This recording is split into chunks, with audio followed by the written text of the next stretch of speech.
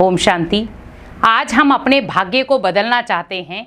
भाग्य को बदलना कोई बड़ी बात नहीं है, लेकिन आज हमें स्वयं ही अपने भाग्य को बदलना है, क्योंकि हम भाग्य को बदलने के लिए बहुत सारे नित्य नियम करते हैं, व्रत रखते हैं और बहुत सारा दान पुण्य करते हैं, लोगों की दुआएं लेते हैं, बहुत सारी ऐसी चीज़ें करते हैं जिससे हमें बल मिलता है। भाग्य को बदलना हमारे हाथ में है। क्या हम अपने भाग्य को खुद बदल सकते हैं? तो हाँ, हम अपने भाग्य को खुद बदल सकते हैं, लेकिन उसके लिए चाहिए अपने संकल्पों में बदलाव, अपने कर्मों में बदलाव। क्योंकि भाग्य आपका तब बदलेगा जब आप अपने आप को स्वयं बदलने की कोशिश करेंगे। आप जब अपने आप को स्वयं बदल देंगे, भाग्य खुद ब खुद बदल जाएगा। जैसे किसी व्यक्ति की नेचर होती है, वो सोचता है कि मैं अपने आप को बदलना चाहता हूँ, लेकिन बदल नहीं पाता। मेरा भाग्य ही ऐसा कई बार साथ नहीं देता। भाग्य साथ देता है, लेकिन हम भाग्य को पहचान नहीं पाते। क्योंकि आज एक छोटा सा बच्चा है, जन्म लेता है, भाग्य अपना साथ लेकर आता है, मुट्ठी में बंद करके।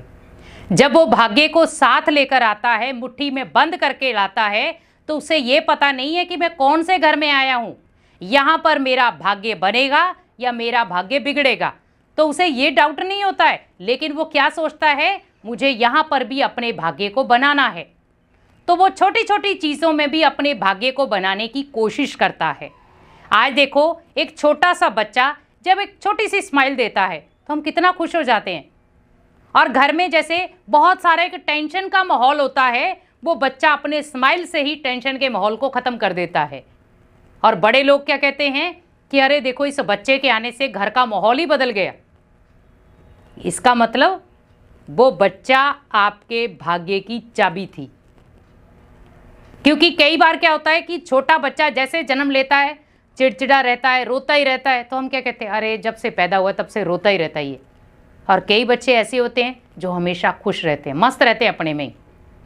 और उनको देख करके बड़े भी, घर के जो भी बड़े बुजुर्ग हैं, बड़े लोग हैं, वो सब खुश हो जाते हैं। बाहर से अगर टेंशन में हैं भी, घर पे आके वो उनको देख के टेंशन फ्री हो जाते हैं। हमें आज अपने भाग्य को भी ऐसे बदलना है। कुछ भी हो जाए, दुनिया की कैसी भी बातें आ जाएं, दुनिया में कैसी भी परिस्थितियां मेरे पास आ जाएं, लेकिन मेरा भाग्य अगर मुझे बनाना है तो मुझे दुनिया की हर प्रकार के थपेड़े खाने पड़ेंगे। क्योंकि आज हम जब अपने भाग्य को लकीर लगाते हैं तो कोई और व्यक्ति लकीर नहीं लगाता, हमारे कर्म उसको लकीर लगा देते हैं। हम अपने कर्मों से अपने भाग्य को लकीर लगा देते हैं। हम करना चाहते हैं अच्छे कर्म, लेकिन कर देते हैं बुरे कर्म, तो भाग्य को लकीर लग जाती है।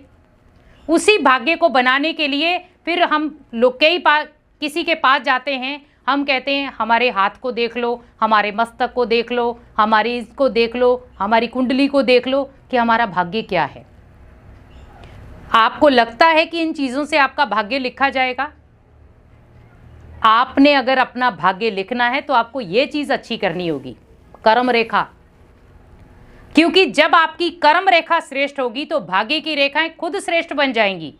तो कर्म कोई दूसरा नहीं करेगा, कर्म आपको करना पड़ेगा। और जब आप अपने कर्मों पर अटेंशन रखेंगे तो स्वयं का भाग्य आप स्वयं लिख पाएंगे। इसीलिए कहा भी जाता है कि भगवान ने आपको 2 हाथ दिए हैं, हाथों से कर्म करो तो भाग्य खुद बन जाएगा। आज देखा जाए, जैसे हम कहते हैं भगवान जी आपने मेरा भाग्य कैसा लिखा, लिखा मतलब भगवान ने भी हाथ से ही लिखा होगा।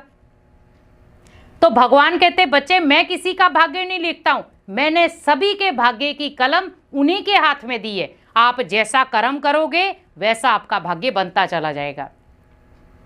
आप कर्म कर रहे हो लड़ाई झगड़े का, कर्म कर रहे हो दूसरों को दुख देने का, कर्म कर रहे हो दूसरों को गाली गलौच निकालने का, कर्म कर रहे हो दूसरों को मारपीट करने का, तो वहां पर आपका भाग्य क्या बन सकता है? नहीं, वहां पर आपका भाग्य बनने से ज्यादा बिगड़ेगा। वहां पर आप भगवान को भी ब्लेम नहीं दे सकते कि भगवान आपने मेरे भाग्य को कैसा बनाया। वहां पर भगवान आपको ये जरूर कहेगा कि आपको मैंने बहुत बार समझाने की कोशिश की कि अपने भाग्य को स्वयं बना लो, अपने भाग्य के निर्माता स्वयं बनो, लेकिन हम नहीं बन पाए। हमने फिर भी वही कर्म किए जो भगवान ने हमें करने से मना किया था।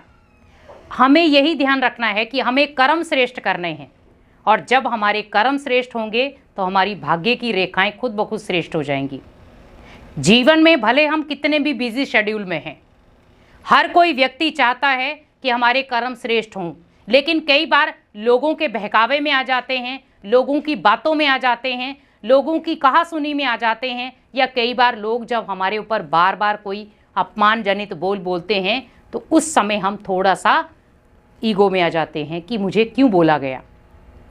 याद रखें, वो आत्माएं आपके कर्म बिगाड़ने के लिए ही आई हैं। वहाँ पर आपको अटेंशन रखना है कि मुझे अपने कर्मों को बिगाड़ना नहीं है, क्योंकि अगर यहाँ पर मेरे कर्म बिगड़ गए तो मेरा भाग्य भी खुद बिगड़ जाएगा। लेकिन यहाँ पर मुझे अपने कर्मों को सुधारना है, क्योंकि भगवान ने मुझे सृष्टि पर भेजा है अपने कर्मों को सुधारने के लिए। लेकिन मुझे ये ज़रूर करना है कि यहाँ पर मुझे अपने कर्मों को सुधारने के लिए भगवान ने अपना साथ दिया है।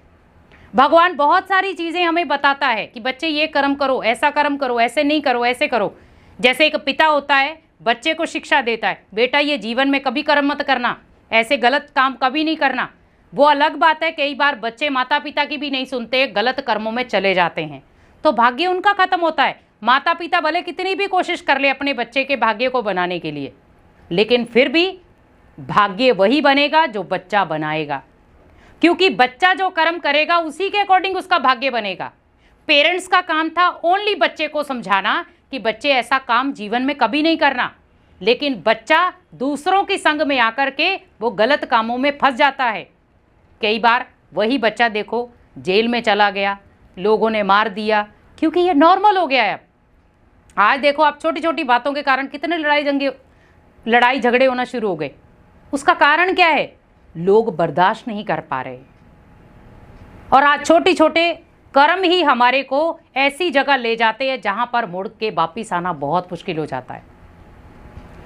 कोशिश करें, अपना भाग्य मुझे खुद बनाना है, और उसके लिए मुझे खुद की प्रैक्टिस करनी है। अपने संकल्पों की चेकिंग करो, अपने कर्मों की चेकिंग करो, अपने आचरण की चेकिंग करो, अपने व्यवहार की चेकिंग करो, अपने संस्कारों की चेकिंग करो।